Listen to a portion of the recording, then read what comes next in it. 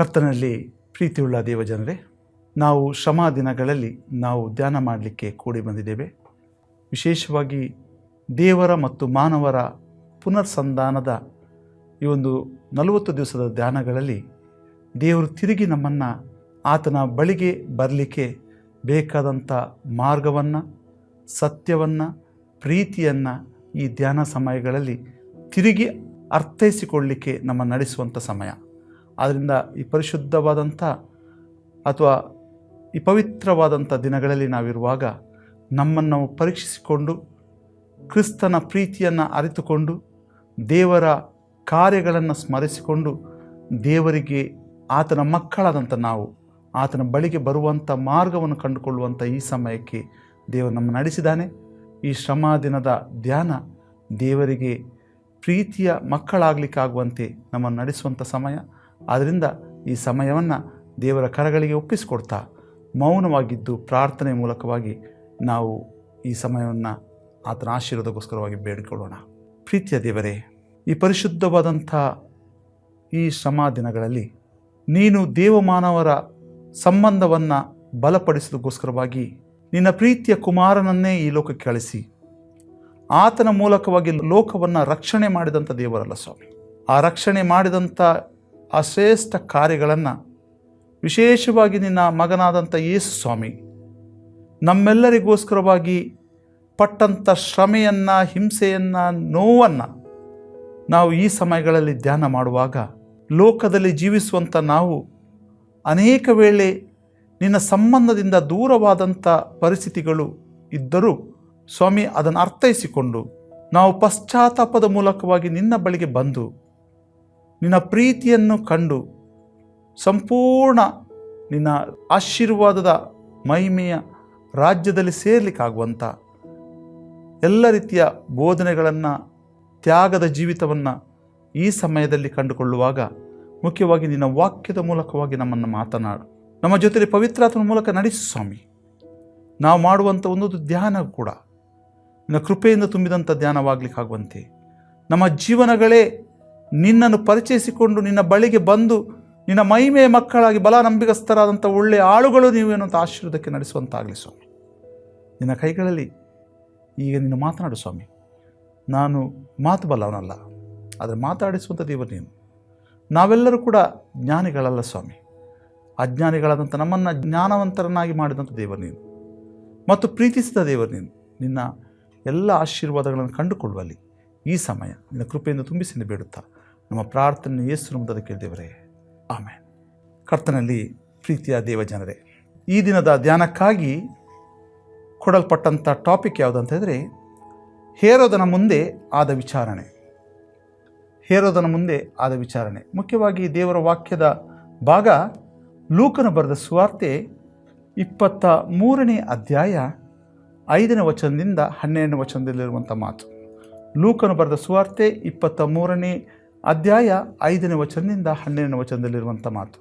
ಅಲ್ಲಿ ಹೀಗೆ ಬರೆಯಲ್ಪಟ್ಟಿದೆ, ಅದಕ್ಕೆ ಅವರು ಗಲಿಲಾಯದಲ್ಲಿ ಪ್ರಾರಂಭ ಮಾಡಿ ಇಲ್ಲಿಯವರೆಗೂ ಯೂದಾಯ ಸೀಮೆಯಲ್ಲೆಲ್ಲ ಇವನು ಬೋಧನೆ ಮಾಡುತ್ತಾ ಜನರ ಮನಸ್ಸನ್ನು ಕದಲಿಸುತ್ತಾನೆ ಎಂದು ಇನ್ನೂ ಒತ್ತಿ ಹೇಳಿದರು. ಇದನ್ನು ಪಿಲಾತನು ಕೇಳಿ, ಈ ಮನುಷ್ಯನು ಗಲಿಲಾಯದವನು ಎಂದು ವಿಚಾರಿಸಿ, ಇವನು ಹೇರೋದನ ಅಧಿಕಾರಕ್ಕೆ ಒಳಪಟ್ಟವನು ಎಂದು ತಿಳಿದುಕೊಂಡು ಆತನನ್ನು ಹೇರೋದನ ಬಳಿಗೆ ಕಳುಹಿಸಿದನು. ಹೇರೋದನು ಆ ದಿವಸಗಳಲ್ಲಿ ಯೆರೂಸಲೇಮಿನಲ್ಲೇ ಇದ್ದನು. ಹೇರೋದನು ಯೇಸುವನ್ನು ನೋಡಿದಾಗ ಬಹಳ ಸಂತೋಷಪಟ್ಟನು. ಯಾಕಂದರೆ ಆತನ ವಿಷಯವಾಗಿ ಅನೇಕ ಸಂಗತಿಗಳನ್ನು ಕೇಳಿದ್ದರಿಂದ ಆತನನ್ನು ಕಾಣಬೇಕೆಂದು ಬಹುಕಾಲದಿಂದ ಅಪೇಕ್ಷಿಸಿದನು. ಆತನಿಂದ ಯಾವುದಾದರೂ ಒಂದು ಸೂಚಕ ಕಾರ್ಯವಾಗುವುದನ್ನು ನೋಡಬೇಕೆಂದು ನಿರೀಕ್ಷಿಸಿದನು. ಆದರೆ ಅವನು ಅನೇಕ ಮಾತುಗಳಿಂದ ಆತನನ್ನು ಪ್ರಶ್ನೆ ಮಾಡಿದಾಗ್ಯೂ ಆತನು ಅವನಿಗೆ ಏನೂ ಉತ್ತರ ಕೊಡಲಿಲ್ಲ. ಮಹಾಯಾಜಕರು, ಶಾಸ್ತ್ರಿಗಳು ನಿಂತುಕೊಂಡು ಆತನ ಮೇಲೆ ಬಹುಬಲವಾಗಿ ದೂರು ಹೇಳುತ್ತಿದ್ದರು. ಕಡೆಗೆ ಹೇರೋದನು ತನ್ನ ಸಿಪಾಯಿಗಳನ್ನು ಕೂಡಿಕೊಂಡು ಆತನನ್ನು ತಿರಸ್ಕರಿಸಿ ಹಾಸ್ಯ ಮಾಡಿ ಶೋಭಾಯಮಾನವಾದಂಥ ಉಡುಪನ್ನು ಹಾಕಿಸಿ ಪಿಲಾತನ ಬಳಿಗೆ ತಿರುಗಿ ಕಳಿಸಿಕೊಟ್ಟನು. ಅದೇ ದಿನದಲ್ಲಿ ಹೇರೋದನು ಪಿಲಾತನು ಒಬ್ಬರಿಗೊಬ್ಬರು ಸ್ನೇಹಿತರಾದರು, ಅದಕ್ಕಿಂತ ಮೊದಲು ವೈರಿಗಳಾಗಿದ್ದರು ಎಂಬಂಥದ್ದು. ಕರ್ತನಲ್ಲಿ ದೇವಜನರೇ, ಯೇಸುವಿಗೆ ಹೇರೋದನ ಮುಂದೆ ಆದಂಥ ವಿಚಾರಣೆಯ ಕುರಿತು ಇವತ್ತು ನಾವು ಧ್ಯಾನ ಮಾಡಲಿಕ್ಕಿದ್ದೇವೆ. ಧ್ಯಾನ ಮಾಡಲಿಕ್ಕೆ ಹೋಗೋಕ್ಕೆ ಮುಂಚೆ ಅನೇಕ ಸಂದರ್ಭಗಳಲ್ಲಿ ನಾವು ಎಲ್ಲಿದ್ದೇವೆ ಎನ್ನುವಂಥದ್ದನ್ನು ತಿಳ್ಕೊಳ್ಳುವಂಥದ್ದು ಬಹಳ ಮುಖ್ಯ. ನಾವು ಏನು ಮಾಡ್ತಿದ್ದೇವೆ ಎನ್ನುವಂಥದ್ದು ಅರ್ಥೈಸಿಕೊಳ್ಳುವಂಥದ್ದು ಇನ್ನೂ ಬಹಳ ಮುಖ್ಯ. ಒಂದು ವೇಳೆ ತಿಳಿದುಕೊಳ್ಳದೆ ಅರ್ಥೈಸಿಕೊಳ್ಳದೆ ನಾವು ಇಡುವಂಥ ಹೆಜ್ಜೆಗಳು ದೇವರ ದೃಷ್ಟಿಯಲ್ಲಿ ಸರಿದೆಯೋ ಎನ್ನುವಂಥದ್ದನ್ನು ನಾವು ತಿಳ್ಕೊಳ್ಳದೆ ಮುಂದೆ ಹೋದಾಗ ಅದರಲ್ಲಿ ಬಿದ್ದು ಹೋಗುವಂಥದ್ದು ಕೂಡ ಸತ್ಯ. ಅದು ದೈವಿಕವಾದಂಥ ವಿಚಾರಕ್ಕೆ ಒತ್ತು ಇಲ್ಲದಿದ್ದರೆ ಅಲ್ಲಿ ಸೈತಾನನ ಆಡಳಿತ ಅಥವಾ ಸೈತಾನನ ಆವರಿಸುವಿಕೆ ನಾವು ಕಂಡುಕೊಳ್ಳುವಂಥದ್ದು ಬಹಳಷ್ಟು ಸತ್ಯ. ಆದರೆ ಅಂಥದೇ ಸಮಯದಲ್ಲಿ ಇವತ್ತು ಹೇರೋದನ ನ್ಯಾಯ ವಿಚಾರಣೆಗಳನ್ನು ನಾವು ಕಾಣಲಿಕ್ಕೆ ಸಾಧ್ಯ. ನೋಡಿ, ಈ ಭಾಗದಲ್ಲಿ ನಾವು ಓದಿದಂಥ ಭಾಗ 3 ರೀತಿಯ ಮನಸ್ಸುಳ್ಳಂಥ ಜನರಿದ್ದಾರೆ. ಒಂದು, ಯೇಸುವನ್ನು ಏನೇ ತಪ್ಪುಗಳಿಲ್ಲದ್ರೂ ಕೂಡ ಆತನ ಮೇಲೆ ಇಲ್ಲಸಲ್ಲದ ಆರೋಪಗಳನ್ನು ಮಾಡಿ ಆತನ ಮೇಲೆ ಅಪರಾಧಗಳನ್ನು ಹೊರಿಸುವಂಥ ಮನಸ್ಸುಗಳು. ಎರಡನೇ ಮನಸ್ಸು ಯಾವ ರೀತಿಯಲ್ಲಿದೆ ಅಂತ ಹೇಳಿದರೆ, ಯೇಸುವಿನ ವಿಚಾರ ಬಗ್ಗೆ ತಿಳಿದುಕೊಂಡಂಥ ವ್ಯಕ್ತಿಯಾಗಿದ್ದರೂ ಕೂಡ ಯೇಸುವನ್ನು ಅರ್ಥೈಸಿಕೊಳ್ಳದೆ ಆತನನ್ನು ಕುತೂಹಲದಿಂದ ನೋಡಿ ಆತನ ಮಹತ್ ಕಾರ್ಯಗಳನ್ನು ಆ ಕಾರ್ಯದ ಮೂಲಕವಾಗಿ ತನಗೇನಾದರೂ ಲಾಭ ಇದೆ ಅನ್ನುವಂಥ ನೋಡುವಂಥ ಇನ್ನೊಂದು ಮನಸ್ಸು, ಅದು ಹೇರೋದನ ಮನಸ್ಸು. ಮೂರನೇದಾಗಿ, ತನ್ನಿಂದಲೇ ಅಥವಾ ತನ್ನ ತಂದೆಯಾದಂಥ ದೇವರಿಂದಲೇ ಸೃಷ್ಟಿಸಲ್ಪಟ್ಟಂಥ ಈ ಜನರು ಇಲ್ಲಸಲ್ಲದ ಆರೋಪಗಳನ್ನು ಮಾಡಿ ಆ ಜನರಿಗೆ ಸತ್ಯವನ್ನು ಅರಿತುಕೊಳ್ಳಲಿಕ್ಕೆ ಅಶಕ್ತರಾಗಿದ್ದಾರೆಂದು ತಿಳಿದುಕೊಂಡು ಆ ಜನರು ಮಾಡುವಂಥ ಪ್ರಶ್ನೆಗೆ, ಆ ಜನರು ನೀಡುವಂಥ ತೀರ್ಪಿಗೆ ಮೌನವಾಗಿದ್ದು ಪ್ರತಿಭಟಿಸುವಂಥ ಮನಸ್ಸು. ಈ 3 ಮನಸ್ಸುಗಳನ್ನು ನಾವಿವತ್ತು ಧ್ಯಾನ ಮಾಡೋಣ. ಮುಖ್ಯವಾಗಿ ನಾವು ಕಾಣುವಂಥ ಮೊದಲ ವಿಚಾರ ಎಂದರೆ, ನೋಡಿ, ಆ ಮೊದಲ ಭಾಗ 23ನೇ ಅಧ್ಯಾಯ 5ನೇ ವಚನದಿಂದ ಮೊದಲನೇ ಭಾಗದಲ್ಲಿ ನಾವು ನೋಡಿದ್ರೆ 7ನೇ ವಚನದವರೆಗೆ ಪಿಲಾತನು ಅಲ್ಲಿ ಬಹಳ ಚಂದವಾಗಿ ಈ ಜನರು ಯೇಸುವಿನ ಮೇಲೆ ಮಾಡಿದಂಥ ಆರೋಪಗಳನ್ನು ತಿಳ್ಕೊಂಡು ತಾನು ತಪ್ಪಿಸಿಕೊಳ್ಳುವಂಥ ಕಾರ್ಯಗಳನ್ನು ಮಾಡಿಕೊಳ್ತಾನೆ. ಯಾಕಂದರೆ ಪಿಲಾತನ ಬಳಿಗೆ ಬಂದು ಆತನನ್ನು ಶಿಕ್ಷಿಸಬೇಕು, ಆತನಿಗೆ ಶಿಕ್ಷೆ ಕೊಡಬೇಕು. ಯಾಕಂದರೆ ಇವನು ದೇವದೂಷಣೆ ಮಾಡಿದ್ದಾನೆ, ಮತ್ತು ಕೈಸರನಿಗೆ ಕೊಡಬೇಕಾದದನ್ನು ಕೊಡಬಾರ್ದು ಅಂತ ಹೇಳಿದ್ದಾನೆ. ಮಾತ್ರವಲ್ಲ, ಜನರ ಮನಸ್ಸನ್ನು ಕೆಡಿಸ್ತಾ ಇದ್ದಾನೆ. ಇದೆಲ್ಲ ಆರೋಪಗಳನ್ನು ಅಲ್ಲಿಯ ಜನರು ಮಾಡ್ತಾಯಿದ್ರು. ಯಾಕಂದರೆ ಯೇಸು ಬಹಳ ಉತ್ತಮವಾದಂಥ ರೀತಿಯಲ್ಲಿ ಜನರನ್ನು ಪ್ರೀತಿಸ್ತಿದ್ದ, ಬೋಧಿಸ್ತಿದ್ದ, ಆ ಜನರಿಗೆ ಬೇಕಾದಂಥ ಎಲ್ಲ ರೀತಿಯ ಆಶೀರ್ವಾದಗಳನ್ನು ಆತನು ಕೊಡ್ತಾ ಇದ್ದ. ಅದರಿಂದಾಗಿ ಯೇಸುವಿನ ಹಿಂದೆ ಅನೇಕ ಜನರು ಆತನ ಹಿಂದೆ ಬರ್ತಾಯಿದ್ರು, ಅದ್ಭುತಗಳನ್ನು, ಆಶೀರ್ವಾದಗಳನ್ನು ಕಂಡುಕೊಳ್ತಾಯಿದ್ರು, ಹೊಸ ಬದುಕನ್ನು ಆತನ ಮೂಲಕ ಕಂಡುಕೊಳ್ತಿದ್ರು. ಇದನ್ನು ಕಂಡುಕೊಂಡಂಥ ಈ ಜನರು, ಶಾಸ್ತ್ರಿಗಳು, ಫರಿಸಾಯರು, ಇವರೆಲ್ಲರೂ ಕೂಡ ಯೇಸುವನ್ನು ಹೇಗಾದರೂ ಮಾಡಿ ಆತನ ಹಿಡಿದು ಕೊಡಬೇಕು, ಈತನನ್ನು ಈ ಒಂದು ಸಮಾಜದಲ್ಲಿ ಇಲ್ಲದ ಹಾಗೆ ಮಾಡಬೇಕು ಎನ್ನುವಂಥ ಉದ್ದೇಶ ಅವ್ರದ್ದಾಗಿತ್ತು. ಆ ಉದ್ದೇಶ ಇಟ್ಟುಕೊಂಡಂಥ ಈ ಶಾಸ್ತ್ರಿಗಳು, ಫರಿಸಾಯರ ಜೊತೆಯಲ್ಲಿ ಅನೇಕ ಜನ ಸೇರಿಕೊಂಡು ಯೇಸುವನ್ನು ಪಿಲಾತನ ಬಳಿಗೆ ತರ್ತಾರೆ. ಪಿಲಾತ ಇದನ್ನು ಆಲೋಚನೆ ಮಾಡಿ ತನಗೆ ಈ ಜವಾಬ್ದಾರಿ ಬೇಡ, ಯಾಕಂದರೆ ಒಬ್ಬನಿಗೆ ತಪ್ಪಿತಸ್ಥನಲ್ಲದಂಥ ವ್ಯಕ್ತಿಗೆ ಶಿಕ್ಷೆ ಕೊಡುವಂಥದ್ದು ದೇವರ ದೃಷ್ಟಿಯಲ್ಲಿ ಅಪರಾಧ ಆಗುವಂಥದ್ದು. ಅದನ್ನು ಅರಿತುಕೊಂಡ ಆ ಒಂದು ಆಲೋಚನೆ ಮಾಡಿದಂಥ ಪಿಲಾತ ಇದನ್ನು ತಪ್ಪಿಸಿಕೊಳ್ಳಲಿಕ್ಕೆ ಇದು ನನಗೆ ಸೀಮಿತವಾದಂಥ ವ್ಯಕ್ತಿ ಅಲ್ಲ, ಯಾಕಂದರೆ ಈತನು ಗಲಿಲಾಯದಲ್ಲಿ ಸೇವೆ ಮಾಡಿದವನು, ಗಲಿಲಾಯದಲ್ಲಿದ್ದಂಥವನು. ಆದ್ದರಿಂದ ಗಲಿಲಾಯದಲ್ಲಿ ಅಧಿಕಾರದಲ್ಲಿರುವಂಥ ಹೇರೋದನ ಬಳಿಗೆ ಆತನನ್ನು ಕಳಿಸಿಕೊಡುವಂಥ ಚಿತ್ರಣವನ್ನು ಕಾಣ್ತೇವೆ. ಒಂದು ರೀತಿಯಲ್ಲಿ ಎಸ್ಕೇಪಿಸಮ್ ಅಂದರೆ ತಪ್ಪಿಸಿಕೊಳ್ಳುವಂಥ ಒಂದು ಕಾರ್ಯವನ್ನು ಪಿಲಾತ ಅಲ್ಲಿ ಮಾಡಿಕೊಳ್ತಾನೆ. ಯಾವಾಗ ಆ ಪಿಲಾತನ ಬಳಿಯಿಂದ ಹೇರೋದನ ಬಳಿಗೆ ಬಂದಂಥ ಯೇಸುವನ್ನು ಹೇರೋದ ನೋಡಿದ ಕೂಡಲೇ ಒಂದು ರೀತಿಯಲ್ಲಿ ದೇವರ ವಾಕ್ಯ ಹೇಳ್ತದೆ, ಆತನು ಸಂತೋಷಪಟ್ಟನು. 8ನೇ ವಚನ ನೋಡುವಾಗ ಸಂತೋಷ ಪಡ್ತಾನೆ. ನೋಡಿ, ಮೊದಲನೇದಾಗಿ ಆರೋಪ ಮಾಡಿದಂಥ ಮನಸ್ಸುಗಳು ಹೇರೋದನ ಬಳಿಗೆ ತರ್ತಾರೆ. ಯಾಕಂದರೆ ಸುಳ್ಳು ಸುಳ್ಳು ಆರೋಪಗಳನ್ನು ಹಾಕಿ ಹೇರೋದನ ಬಳಿಗೆ ತಂದಾಗ ಹೇರೋದ ಕೂಡ ಈತನನ್ನು ನೋಡಿ ಸಂತೋಷ ಪಡ್ತಾನೆ. ಆದ್ದರಿಂದ ಯಾಕೆ ಸಂತೋಷ ಪಡ್ತಾನೆ ಅಂತ ಹೇಳಿದರೆ, ಆತನಿಗೆ ಯೇಸು ಬಂದ ಅಂತ ಎನ್ನುವಂಥ ಸಂತೋಷ ಅಲ್ಲ, ಬದಲಾಗಿ ಯೇಸುವಿನಲ್ಲಿ ಏನಾದರೂ ಒಂದು ಆತನಿಗೆ ಕುತೂಹಲ ಇರುವಂಥ ಕಾರ್ಯಗಳು, ಮುಖ್ಯವಾಗಿ ಆತನಿಂದ ಅದ್ಭುತಗಳು ನಡಿಬೋದು ಅಥವಾ ಆತನಿಂದ ಮಹತ್ಕಾರ್ಯಗಳು ನಡಿಬಹುದು. ಇಂಥ ಒಂದು ಕಾರ್ಯಗಳನ್ನು ಮಾಡಿದರೆ ಜನರು ಕೂಡ ಹೇರೋದನ ಮೂಲಕವಾಗಿ, ಹೇರೋದನ ಮಾತಿಗೆ ತಲೆಬಾಗಿ ಆತನು ಮಹತ್ಕಾರ್ಯಗಳನ್ನು ಮಾಡಿದ್ದಾನೆ ಎನ್ನುವಂಥ ಸಕಾರಾತ್ಮಕವಾದಂಥ ಆಲೋಚನೆಗಳು ಜನರಲ್ಲಿ ಹುಟ್ಟಬಹುದು ಎನ್ನುವಂಥದ್ದು ಆಲೋಚನೆಗಳು ಕೂಡ ಹೇರೋದನಲ್ಲಿ ಇದ್ದಿರ್ಬೋದು. ಆದರೆ ಯೇಸು ಬಹಳ ಮುಖ್ಯವಾಗಿ ಹೇರೋದನ ಮನಸ್ಸನ್ನು ಕೂಡ ಅರ್ಥ ಮಾಡಿಕೊಳ್ತಾನೆ. ದೇವರಿಂದಲೇ, ಎರಡನೇದಾಗಿ ನಾವು ಆಲೋಚನೆ ಮಾಡಿದಂಥ ವಿಚಾರ ಏನೆಂದರೆ, ದೇವರಿಂದಲೇ ಸೃಷ್ಟಿ ಮಾಡಿದಂಥ ಒಬ್ಬ ವ್ಯಕ್ತಿ, ಆ ವ್ಯಕ್ತಿಯ ಬಗ್ಗೆ ನಾವು ಆಲೋಚನೆ ಮಾಡಿಕೊಳ್ಳೋದು ಭಾಳ ಮುಖ್ಯ. ಯಾಕಂದರೆ ಹೇರೋದ ಒಬ್ಬ ಒಳ್ಳೆಯ ವ್ಯಕ್ತಿಯಾಗಿ ದೇವರ ವಾಕ್ಯದಲ್ಲಿ ಕಾಣಿಸ್ಕೊಳ್ತಾ ಇಲ್ಲ. ಆತನ ಚರಿತ್ರೆಯನ್ನು ನಾವು ಹಿಂತಿರುಗಿ ನೋಡಿದರೆ, ಈತನು ದೊಡ್ಡ ಹೇರೋದನ ಮಗ, ಹೇರೋದ ಅಂತಿಪ. ಸುಮಾರು ಕ್ರಿಸ್ತ ಶಕ 30ನೇ ವರ್ಷದವರೆಗೆ ಗಲಿಲಾಯದ ಆಡಳಿತದಲ್ಲಿದ್ದವ. ಈತನು ತನ್ನ ಸಹೋದರನ ಅಂದರೆ ಫಿಲಿಪ್ಪನ ಹೆಂಡತಿಯಾದ ಹೇರೋದ್ಯಳನ್ನೇ ಇಟ್ಟುಕೊಂಡವ. ಮಾತ್ರವಲ್ಲ, ಸ್ನಾನಿಕನಾದಂಥ ಯೋಹಾನನ ಶಿರವನ್ನೇ ಕತ್ತರಿಸಿದವ ಅಥವಾ ಕೊಂದವ ಅಂತ ಹೇಳಿದ್ದು ತಪ್ಪಾಗಲಿಕ್ಕಿಲ್ಲ, ಕೊಂದವ. ಇಂತಹ ಒಂದು ಕಠಿಣವಾದಂಥ ವ್ಯಕ್ತಿ. ಮಾತ್ರವಲ್ಲ, ಈತನು ಸುಳ್ಳು ಹೇಳಿ ಮೋಸ ಮಾಡಿ ಅನ್ಯಾಯ ಮಾಡೋದರಲ್ಲಿ ನಿಸ್ಸೀಮ. ಇದರಿಂದ ಈ ಹಿನ್ನೆಲೆಯಲ್ಲಿ ನಾವು ಚರಿತ್ರೆಯನ್ನು ತೆಗೆದು ನೋಡಿದರೆ, ರೋಮಾಯದವರು ಹೇರೋದ ಅಂತಿಪನನ್ನು ಅಧಿಕಾರದಿಂದ ಹೊರಗೆ ಹಾಕಿ ತಳ್ಳಿದ್ದನ್ನು ಕೂಡ ನಾವು ಅಂತ್ಯದ ದಿನಗಳಲ್ಲಿ ಕಾಣ್ತೇವೆ. ಯಾಕಂದರೆ ಹೇರೋದ್ಯಳೇ ಹೇರೋದ ಅಂತಿಪನನ್ನು ಆರೋಪ ಮಾಡಿ ಹೊರಗೆ ಹಾಕುವಂಥ ಸನ್ನಿವೇಶಗಳು ಚರಿತ್ರೆಯಲ್ಲಿ ನಾವು ಕಾಣ್ತೇವೆ. ಅಂಥ ಒಂದು ಪರಿಸ್ಥಿತಿಯಲ್ಲಿ ಇಂಥ ಒಂದು ವ್ಯಕ್ತಿ, ಒಬ್ಬ ಯಾವುದಕ್ಕೂ ಬೆಲೆ ಉಳ್ಳದಂಥ ವ್ಯಕ್ತಿ, ಅಧಿಕಾರ ಇದೆ ಅಂತ ಹೇಳಿದ ಕೂಡಲೇ ಇಂಥ ಕೆಟ್ಟ ವ್ಯಕ್ತಿ ಪಾಪರಹಿತನಾದಂಥ ಕ್ರಿಸ್ತನನ್ನು ವಿಚಾರಣೆ ಮಾಡುವಂಥ ಮಟ್ಟದಲ್ಲಿ ಒಂದು ಸ್ಥಾನದಲ್ಲಿ ಇದ್ದಾನೆ ಅಂತ ಹೇಳಿದರೆ ಅದು ವಿಪರ್ಯಾಸ.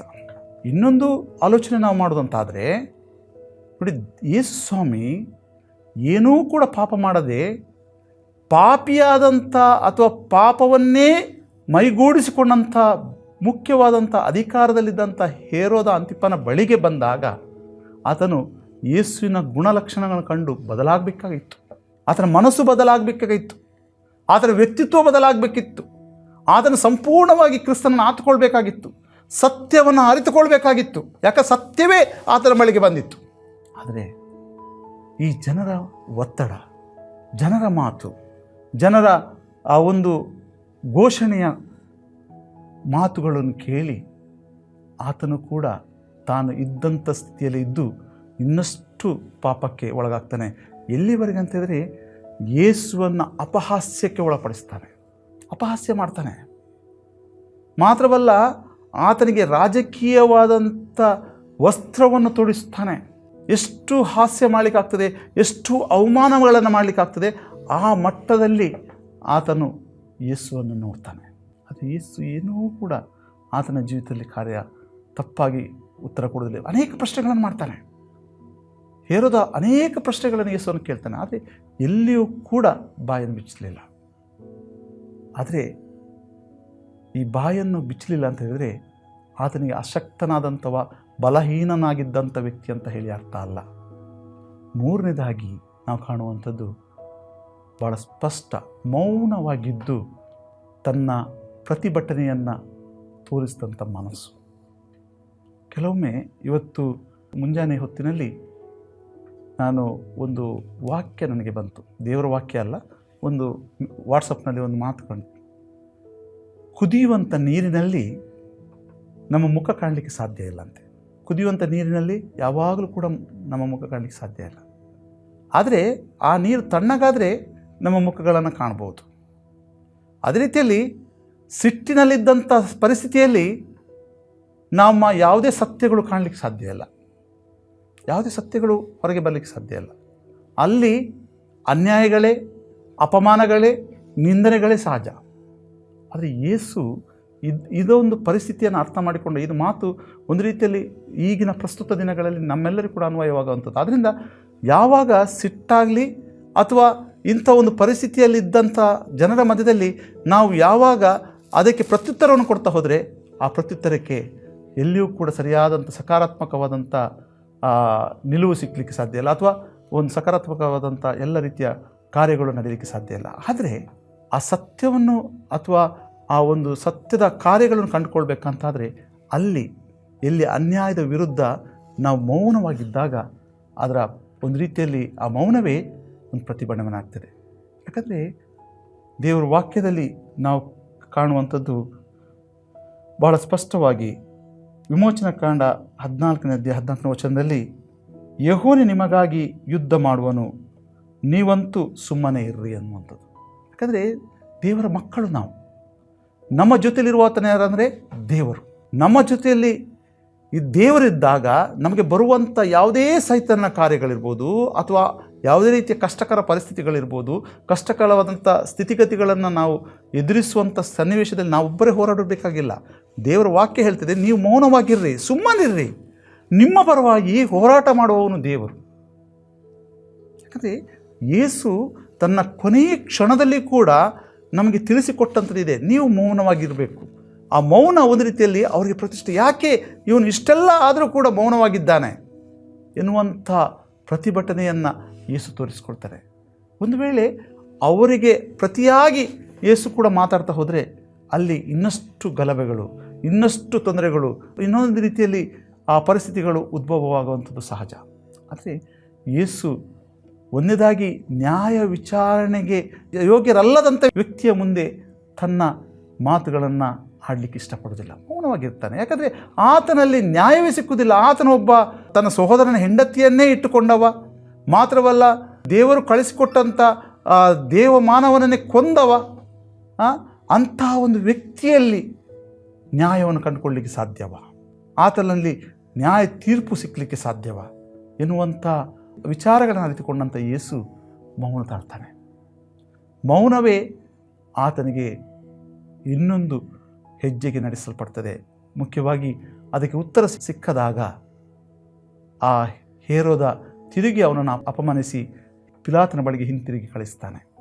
ಯಾಕಂದರೆ ಹೇರೋದನಿಗೆ ಯಾವ ಶಿಕ್ಷೆ ಕೊಡುವಂಥ ಅಧಿಕಾರ ಇರಲಿಲ್ಲ.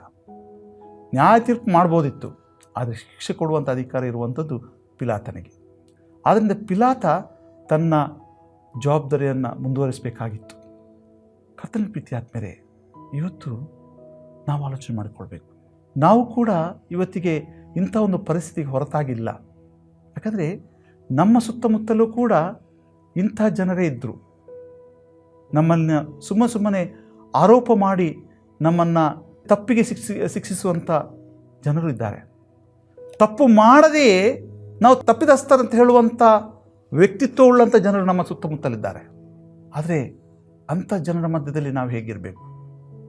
ಮತ್ತು ಆರೋಪಗಳನ್ನು ತಪ್ಪುಗಳನ್ನು ಮಾಡಿಯೇ ತಮ್ಮ ಅಧಿಕಾರದಲ್ಲಿದ್ದುಕೊಂಡು ನಮ್ಮ ನ್ಯಾಯ ತೀರಿಸುವಂಥ, ನ್ಯಾಯ ಕೊಡುವಂಥ ವ್ಯಕ್ತಿಗಳು ಕೂಡ ಇದ್ದಾರೆ. ಆದರೆ ಅಂಥ ಜನರ ಮಧ್ಯದಲ್ಲಿ ನಾವು ಹೇಗಿರಬೇಕು? ಅಥವಾ ನಮ್ಮ ಸ್ವಾಮಿ ಹೇಗೆ ಮೌನವಾಗಿ ಇದನ್ನೆಲ್ಲ ಪ್ರತಿಭಟಿಸಿದನೋ ಅದೇ ರೀತಿಯಲ್ಲಿ ಮೌನವಾಗಿರುವುದಂತಾದರೆ ನಮ್ಮ ಜೊತೆಯಲ್ಲಿ ಸ್ವಾಮಿ ಇದ್ದು ಹೋರಾಟ ಮಾಡುವ ಆತನಾಗಿದ್ದಾನೆ. ಅದರಿಂದ ನಾವು ಈ 3 ವಿಚಾರಗಳನ್ನು ಹೊಂದಿಕೊಂಡಂಥ ಮನಸ್ಸು ನಮ್ಮಲ್ಲಿ ಇರುವುದಂತಾದರೆ ಒಂದು ರೀತಿಯಲ್ಲಿ ಆಲೋಚನೆ ಮಾಡಿಕೊಳ್ಬೇಕು. ನಾನು ಒಂದು ವೇಳೆ ಆರೋಪ ಮಾಡುವಂಥ ವ್ಯಕ್ತಿ ನಾನಾಗಿದ್ದೇನಾ?